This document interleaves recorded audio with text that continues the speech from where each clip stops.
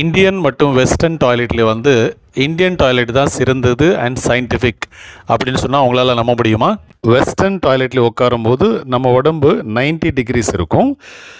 பியூபோரெக்டாலிஸ் என்ற மசில் நம்ம ஆசன வாயினை இழுத்து பிடிக்கிறதுனால டாய்லெட் போகிறதுக்கு கஷ்டமாக இருக்கும். ஆனால் நம்ம இந்தியன் டாய்லெட்டில் உட்காரும்போது உடம்பு வந்து 35 டிகிரிஸில் பெண்ட் ஆகிறதுனால பியூபோரெக்டாலிஸ் என்ற மசில் ரிலாக்ஸாக இருக்கிறதுனால ஆசனவாய் நல்லா ரிலாக்ஸாக இருக்கும்போது டாய்லெட் ஈஸியாக வெளியில் வந்துடும். வெஸ்டர்ன் டாய்லெட்டில் உட்காரும்போது நம்ம தொடை மொத்தமாக டாய்லெட்டுக்கு டச் ஆகிறதுனால இன்ஃபெக்ஷன்ஸ் ஈஸியாக நம்ம உடம்புக்கு ஓட்டும். ஆனால் இந்தியன் ஸ்டைலில் வந்து நம்ம கால் மட்டும்தான் ஃப்ளோரில் டச் ஆகும்.